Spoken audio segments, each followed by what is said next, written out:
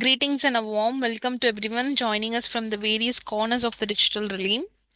Today, we are going to discuss about the topic Your Launchpad to Medical School Success. I'm glad to introduce the speaker of the day, Ms. Shane. So, over to you, Shane. Okay, thank you very much. Pleasant afternoon to you all, ladies and gentlemen. My name is Shanice, and today I'll be taking you through your launchpad to medical school success. Are you all aware that we're at the precipice of something incredible? That is Texila American University. This phrase resonates with ambition, with sacrifice, as well as with a profound desire to make a difference.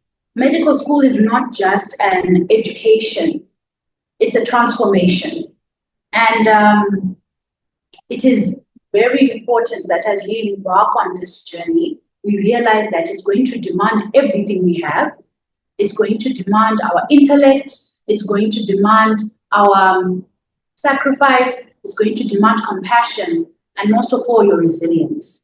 So it might sound challenging, but within this challenge, there are extraordinary opportunities.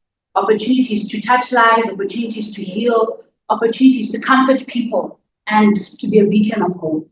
So I encourage you all to embrace that challenge. I encourage you all to be ready to learn, be ready to grow, and emerge as wonderful physicians and doctors that you are all destined to. Let us start with the presentation. So my presentation will follow this outline. So this is the outline of this presentation. We're going to go through an introduction and then a brief introduction about myself, my pathway through medicine, essential skills for aspiring medical students, the challenges of an international student, and tips for success in medical school. Also the opportunities that are available at Texila American University, and we'll end with a conclusion and a question and answer session. So let's start with the introduction. Like I said before, my name is Shanice Mupamombe. I am a Zimbabwean and I'm studying at Texila American University in Zambia. I completed my foundation program in the year 2022, started my Bachelor of Medicine and Bachelor of Surgery in 2023. I am currently in my second year and second semester, which is the final semester before we get to go for clinical rotation. I am also a class rep, and I have been the standing class rep for the past 3 years, and I'm a member of the Student Representative Council. I am an executive member. This is my pathway through medicine. Of course, it all started with me wanting to become a medical doctor. And what is it that actually made me want to do this? Well, it actually started with a movie. Yes, a movie. I watched a movie called Gifted Hands.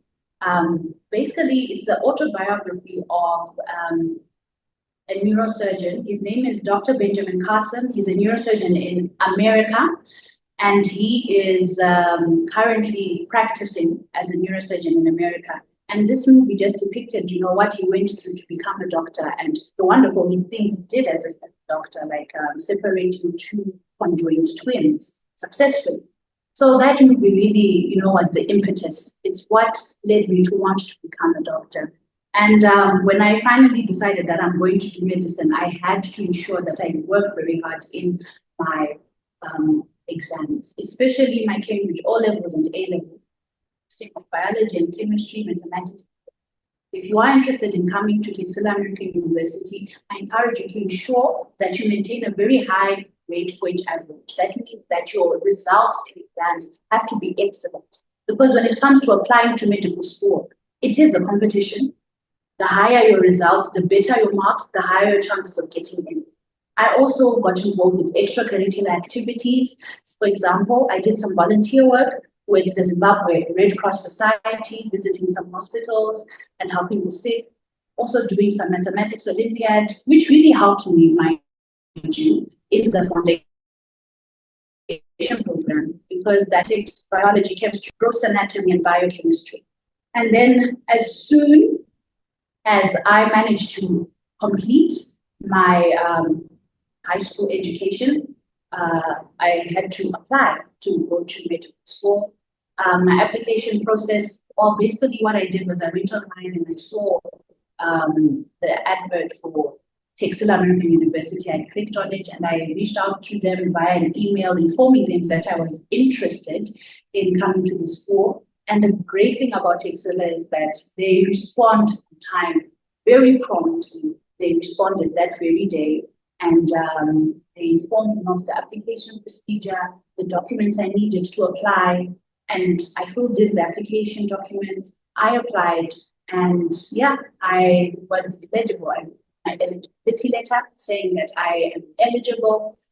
We did the payments, and the rest is history. Here I am as a medical student.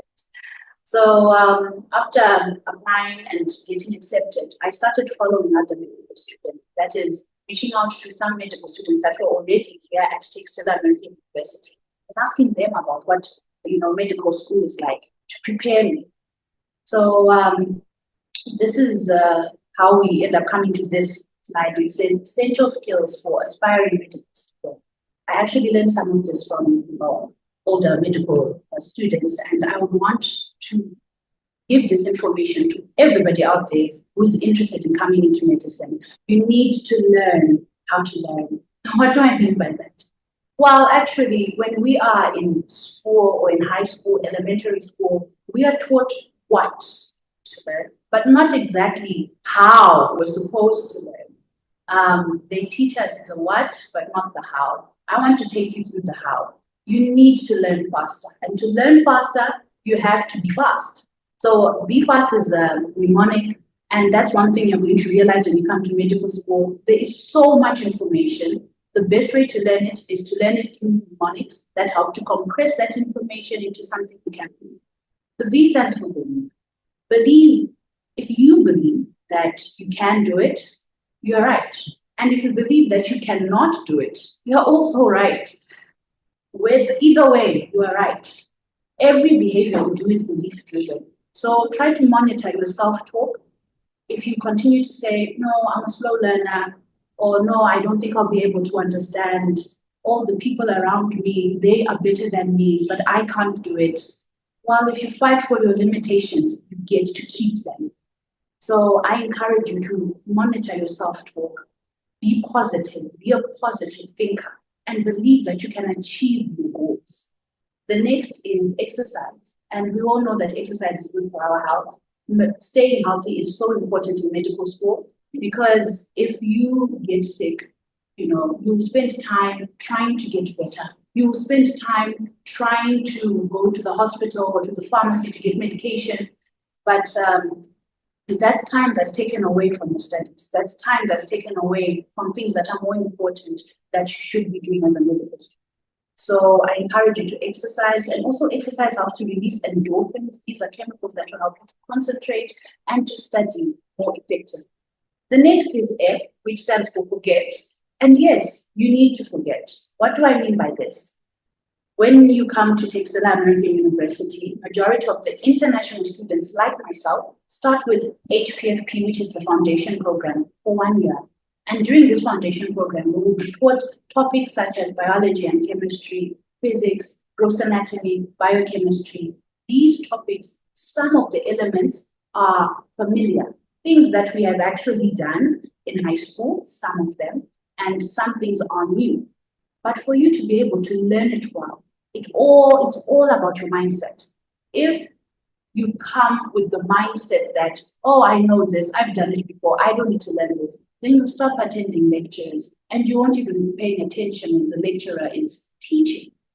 That is why it is important for you to whatever it is you might have learned and focus on what you're learning now. Because when you forget, you are more open-minded to relearn what you already know, and you might actually find some new information.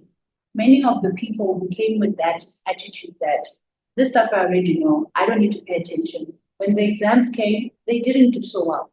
But those who were open-minded and chose to relearn, chose to listen, actually learned new things and did extremely well in the exams, like myself. The next thing is active. You have to be very active. Learning is not a spectator sport. When we were in high school, we were taught that in class you should just be quiet, don't talk to your neighbor, don't talk to the teacher, let the teacher teach you then, and that's it. It's not the same in medical school. In medical school, it is vital that you play an active role in the learning. You need to be listening to the lecturer and participating during the lectures. You need to be asking questions. And this is why I really like Texila American University.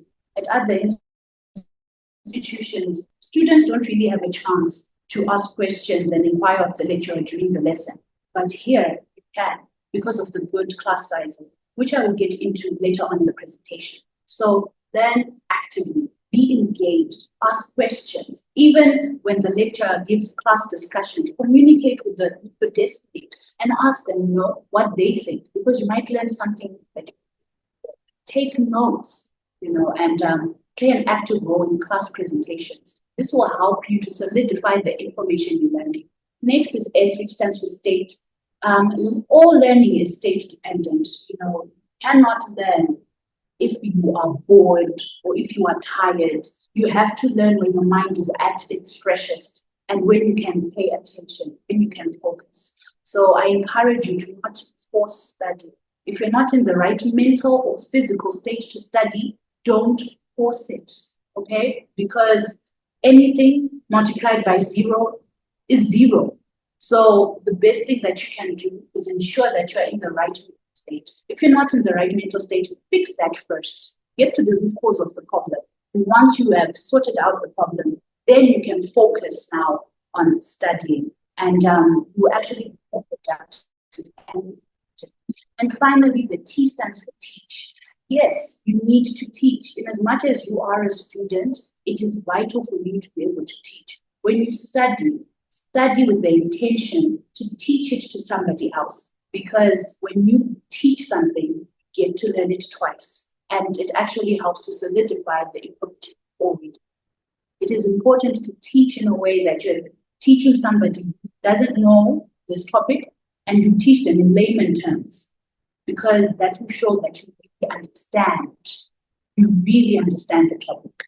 Now I'm going to take you through the necessities for medical school. It is important for you to have a mentor, somebody who's older, preferably another doctor or a nurse, somebody in the healthcare profession, or somebody who's actually doing something that you would want to see yourself doing. They will give you necessary advice to ensure that you take the correct steps when you are in medical school.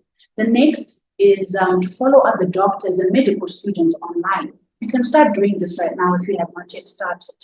I highly recommend Kevin Duval, Dr. Izzy. She is actually a doctor who recently graduated from Cambridge Medical University. Lydia and Hazel, and also watch medical vlogs, for example, medical vlogs by Lydia.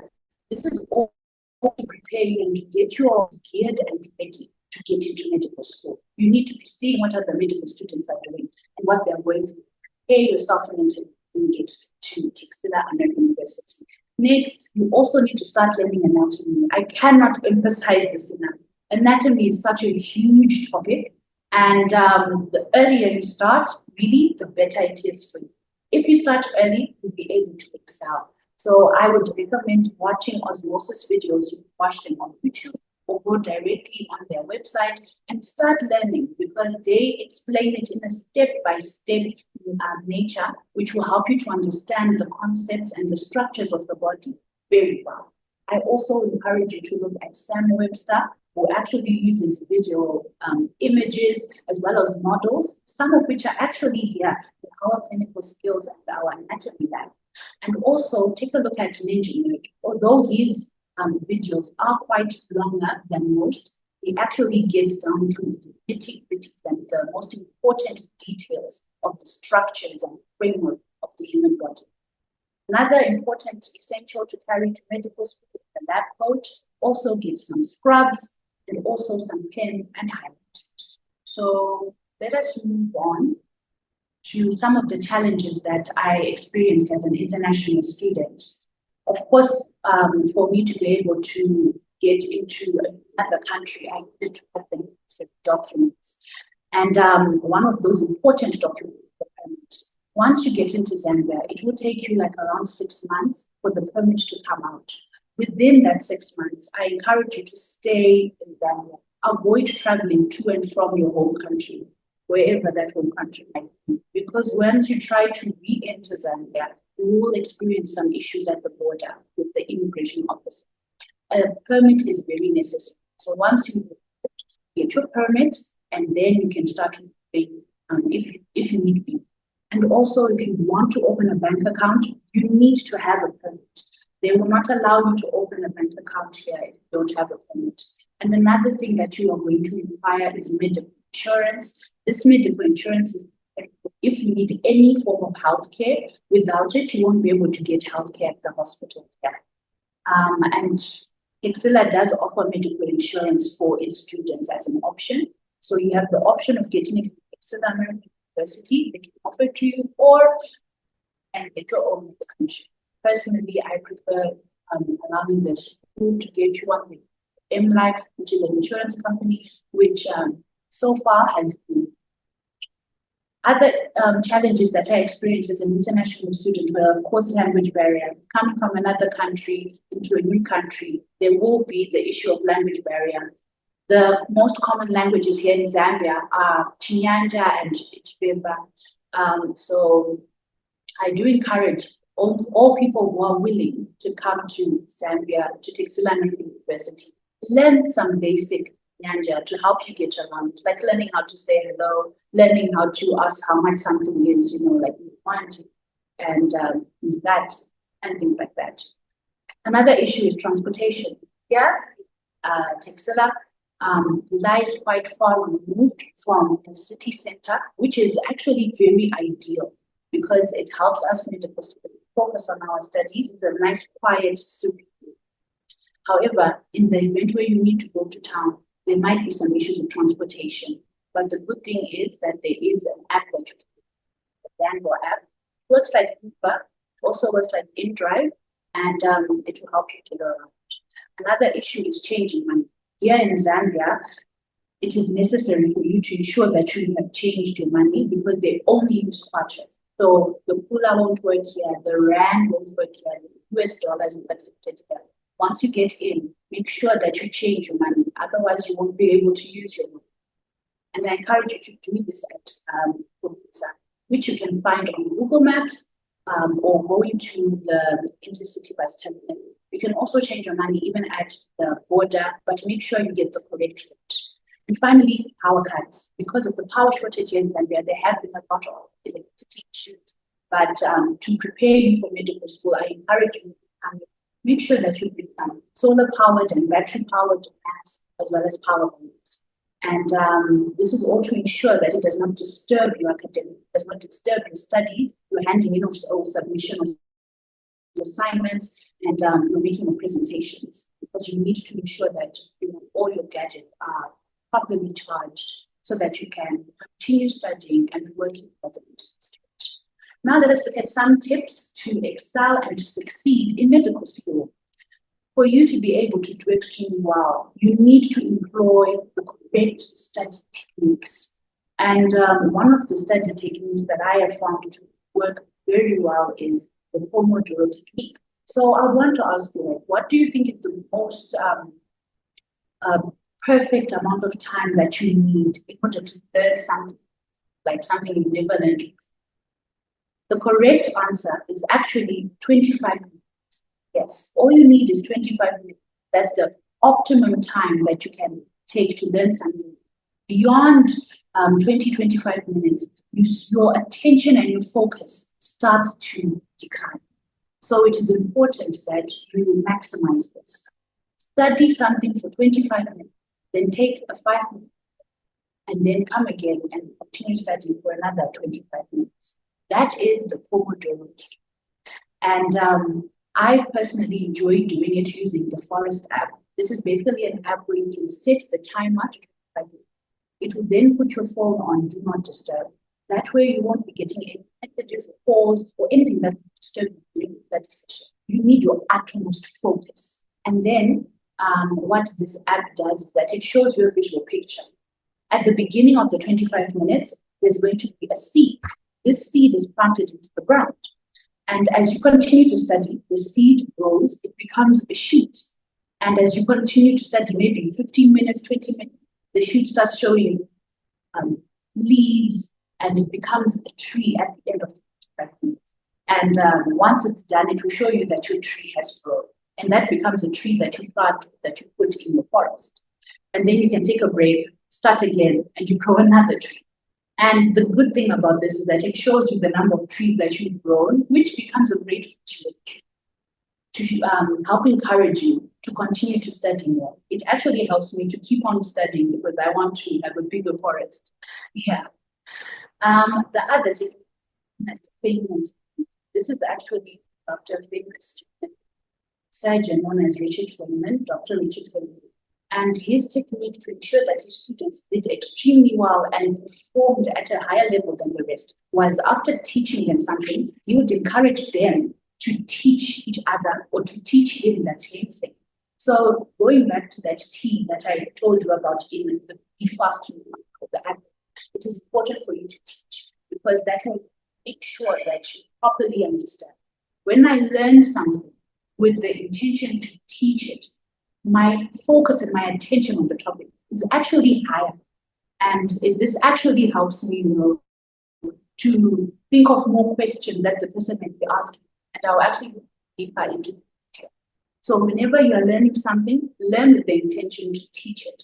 That is the Feynman technique. And then we move on to spaced repetition and active recall. These are actually scientifically proven to be the most effective study methods. Spaced repetition combined with active recall. This basically means that you are exposing yourself to the same information at regular intervals. So maybe I sit down to learn, let's take, for example, in neuroscience, the eighth cranial nerve, the vestibulocochlear nerve, and I sit down to study it today, right? I give myself maybe 3 hours, spacing it out into 5-minute break, 25 minutes of studying, 5-minute break. And then the next week, let's say maybe on the same day next week, I review it. I review the same thing. I look at maybe a small summary of that which I have learned. And then I quiz myself using practice questions and even flashcards to help jog my memory. Because it's not just enough to consume information. You also have to try to retrieve that information from the mind. So to retrieve that information, it is necessary for you to do practice questions. It is necessary for you to look at flashcards. Don't just consume, but also try to retrieve the information. So that's how spaced repetition and active recall comes in.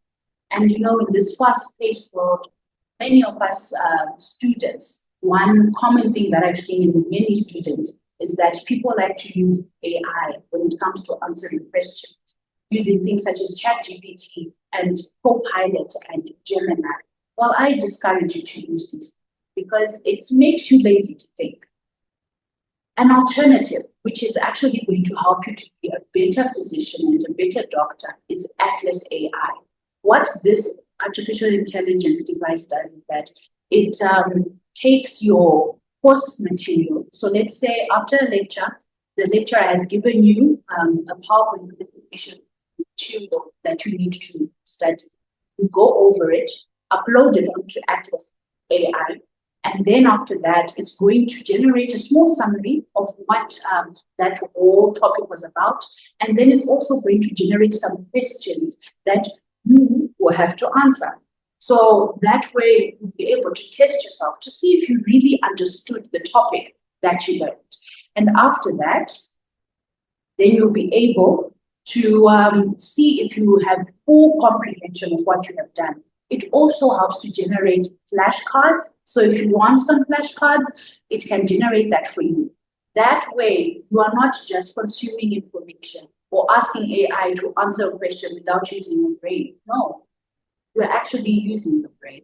You are learning by answering questions, and this is how you can combine spaced repetition and active recall with AI. And it will actually help you. Because in the real world, when we go and we meet patients as doctors, we won't be having any time to, consult ChatGPT or consult Copilot to see, what diagnosis your patient might have. You just need to know the information. It must be there with you in mind. You must not forget it. So it is important for you to employ these tools because they help to cement the information in, and you won't forget. The next thing is to establish rapport with your lecturers. It is very important to have a good relationship with your lecturers because if, for example, there is something that you find while you're studying that you don't quite understand and you need further explanation, you would have to go and visit or communicate with the lecturer. They'll be able to give feedback and answer you where you don't understand. And that's the great thing about Texila. You can actually go to our lecturers and they want in a lesson, when they're free, and we can ask them some questions, and they actually help us to answer questions. And once you've established a good relationship with them, they will actually, guide you to read other things that they may not have put past that will actually put you a cut above the rest. Even inviting you, for example, to things like dissections or surgeries to watch, because you have that good relationship with the lecturer. So I encourage you to establish a great rapport with your lecturers. The next thing is study resources. Avoid isolating yourself when you are in medical school.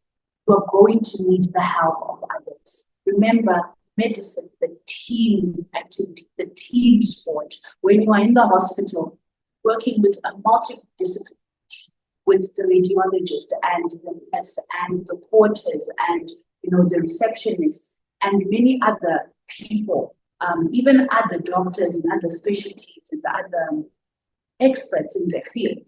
So you have to be willing to work with others and to actually learn more and gain more information, even see where there are gaps in knowledge when you form study groups. So I encourage you when you get to people, sure that you are in a study group and that you guys as a study group share practice questions, quiz each other, teach one another. You can actually employ the payment I spoke about earlier once you're in the study because you have people that you can teach. And this will help you to ensure that you get information and to ensure that you can get new information. When people work together, they do much better. Two brains, two heads are better than one, and B is even better than. And also, you can get study resources from different people. I encourage you to also try to get seniors as well as your juniors. Juniors help in advising information that you have forgotten in the first semester, and seniors help to provide good study resources. Next is neuronutrition. So neuronutrition, just ensuring that your brain is adequately prepared to study with the right nutrition. Did you know that your brain actually has its own specific nutrient requirements, which are different to the rest of your body? Yes, you actually need a specific nutrients in your diet that cater just to the. And the main ones are the ones that I put in this slide, like avocados, blueberries, which are rich in antioxidants. And antioxidants are very neuroprotective. They protect your brain. You need broccoli. Broccoli is great because it provides fiber. It's also a great source of vitamin K. Eggs are an essential source of protein, as well as vitamin E, which is good for brain health. Fish are high in omega-3s, such as sardines, such as salmon. These are excellent for the brain, as well as green leafy vegetables, such as spinach and kale, which are rich in many B vitamins, which are very good for the brain health. Turmeric is actually anti-inflammatory, so it reduces inflammation in your body, as well as in your brain, protecting your brain. And dark chocolate, not milk chocolate, mind you, but the dark one. Yes, the dark chocolate. It's very good booster. Anything that is good for you is very good for you. And one other thing is hydration. You need to stay well hydrated. Your brain is 75% water, and it is not good to study when you are in dehydrated state. Make sure to stay hydrated. Stay hydrated when you study so that you can retain enough information. All these foods that I have mentioned are necessary because they help you with focus, with thinking, with cognition, with retaining information. When you lack some of these nutrients, you won't be able to focus very well and have what is very well. So ensure that you have in your diet. Now I'm going to take you through some great opportunities that are at Texila American University from an international student's perspective. One of the greatest assets that are here at Texila University is their dissection lab. And I'm saying that it's a great asset in that it's actually one of the only schools here in Zambia that has a dissection lab. In your first year of medical school, you're going to be required to perform dissections on the body. Now, these dissections ordinarily in other medical institutions, they are performed in the hospitals at the morgue. And what happens is that large class size, maybe 200 or 100 students, will all be packed in one place where they are watching a technician perform the dissection. But here at Texila, you will be divided into groups, no more than 10 people per group, and we, the students, get to actually perform the dissection using the Gray's Anatomy dissection manual, and will be supervised by an anatomy lecturer. And this is excellent because it ensures that we have the correct hands-on experience. And hands-on experience is very important because remember, this degree is Bachelor of Medicine and Bachelor of Surgery. It prepares us for the practicality of the doctor, surgical part of the doctor. So that's why coming to Texila American University is very good. We had a great experience in our first year, how to do dissections. The next thing is the clinical skills. Now, the clinical skills lab is great because it consists of all the equipment that is necessary for a physical exam, which is what a doctor does when first patients. They do a physical exam of every part of the body, reviewing all the systems of the body. So that is learning how to use the stethoscope and the blood pressure monitors and the heart rate machine, the ECG, as well as the otoscopes and the fundoscopes. All these things that are needed whenever we're performing. Other institutions might not have them, but here at Texila, we have a clinical skills lab, which is fully furnished with all the necessary equipment that we need. There's also an anatomy lab, a chemistry lab, a biology and a physics lab with all the necessary equipment that is required for those subjects. And the good thing about having all these labs is that you can actually conduct research, which is so good for higher education institutions like this one. I can even atone to this or testify to this because I was able to actually get involved with some form of research after we found some variations in a specific cadaver in the dissection lab regarding the kidneys. So that's an excellent opportunity for many students. If you want to get into research or get published, it's good to come to a school that has all these amenities. It makes it a lot easier because you get to conduct research right on campus. Another great thing about Texila is the ideal class sizes. And these really help because they ensure that everybody in the class actually gets to understand what the lecturer is talking about. So no more than 30. Personally, our class has less than 80 students, and that is great because we all get to, maybe fire off the lecturer if there's something that we didn't understand. Even when we have good discussion, we're not overwhelmed by the number of people that are speaking and the number of different opinions. We'll probably be just maybe 10 in a group, and that is actually very ideal because it helps us to study effectively and efficiently.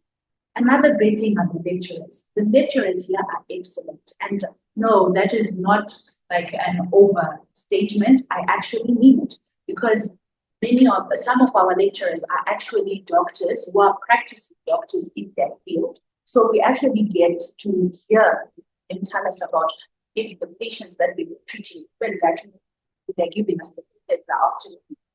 And we get some first-hand experience of what it is to actually and to actually treat a patient and what issues that they come across when they're treating other patients. So I think that's excellent because it actually prepares us for real-world problems and with real-world solutions, not just the text explanations that might not actually work or be functional in real life. And the other thing is there are great leadership roles. As I stated in my introduction, I am actually the class representative of my class, and I have been the class representative for the last 2 years. That's one of the leadership opportunities that are there at Texila. Because remember, to be a doctor, or when you become a doctor, you will be the leader of that multidisciplinary team I talked about. And you need to start cultivating that skill of leadership early on here in medical school. So you can do that with the many leadership. There's also an SRC, which is the Student Representative Council, consisting of an SRC president, vice president, a secretary general, as well as a head of academics, a head of hostels, a head of clubs, a head of many other things that you can be a part of, and you can have the opportunity to lead. So this is why our school is great, that it actually prepares you to be a leader. And then there are also clubs and inter-school events, because extracurricular activities are very necessary. It is not enough to just study. We all know that all work and no play makes Jack a very dull boy. And this is true. If all you do is study and you are not into any form of hobby or any extracurricular activities, you easily get burnt out. You need some downtime. You need an outlet, to express yourself. So that's where the clubs come in. We have a debate club, and they do have inter-school debate competitions. Actually, one a recent one here at Texila University with other institutions. We also have chess clubs with chess competitions. We also have a medical club where they get to do blood drives, going into the community, raising awareness about many different conditions such as hypertension, as well as breast cancer. We also have Humanitarian Society that does volunteer work and charity events, in order to be or to have an impact on the community that we are a part of.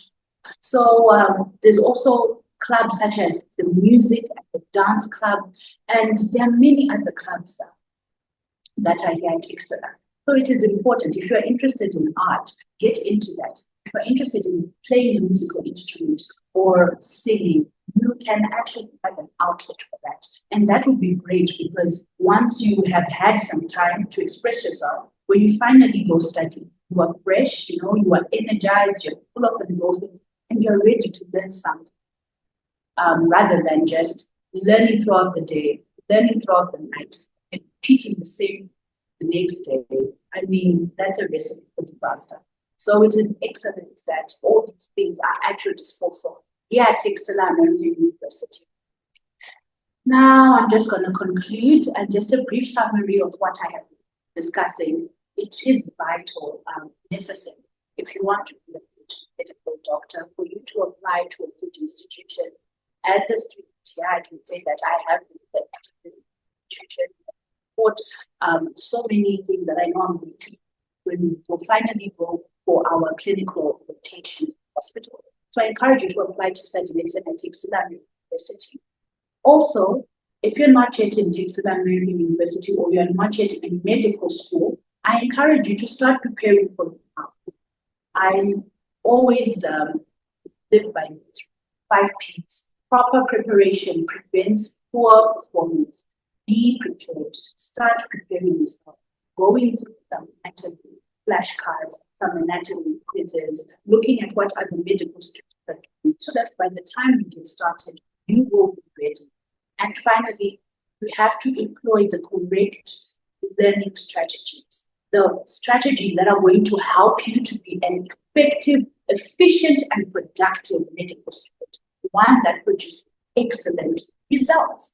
So remember, be fast. B was believe, E was exercise, F stood for, as well as A was active, F stood for get, S stood for state, and T was for teach, and also using spaced repetition and active recall, which are the most effective study strategies to ensure that you cement whatever information that you. So that is all that I had to present for you today. I would like to thank you very much for the attention that you have given me. And I think now we can move on to our question and answer session. So someone had posted in a Q&A that was there is a time during your studies when you felt like quitting? What I can say about quitting is that it is necessary to have a very good and a strong support system when you come to medical school because it is very mentally challenging and it's going to take up a lot of your time. It's going to take up a lot of your energy and your resilience. So I had a great support system. I'm always communicating with my family back home, my mom, dad, brother, and my sister, and they always encourage me to do well and to do the best that I can. And I encourage anybody else who might be feeling like they want to quit or they are not good enough that remember where you're coming from, remember your dream and goal and why you started, and work towards achieving that dream, work towards achieving that, and you will be able to do it. So quitting is all in the mindset. If you believe that you can do it, you will be able to do it. But if you believe you can't, then you won't be able to. Continue to believe that it is possible to have a strong support system. Okay, I see that there's another question saying, what are the clubs there at Tau? So we actually have a lot of clubs. I'll mention that I can remember. We do have an active debate club. We have chess club. We have a sports club consisting of soccer teams, volleyball teams, tennis teams. We also have when I say tennis team, I mean a table tennis team. We also have music and dance clubs. We also have a press club, which consists of photographers. We have an art club, which consists of people that can draw, paint, and sculpt. And we have a medical club that I mentioned during my presentation that this medical club, what they do is they go on blood drives. So those are the different types of clubs that I get Texila American. Okay, so it doesn't look like there are any other questions. So I hope that you learned something today, and I hope I encouraged you to start your medical school journey and doctor. That is all I have for today. Thank you very much. So, thank you for your valuable time. By this, we will end the session. Thank you, attendees, for joining us. Thank you for having me. It was a pleasure. Yeah, thank you.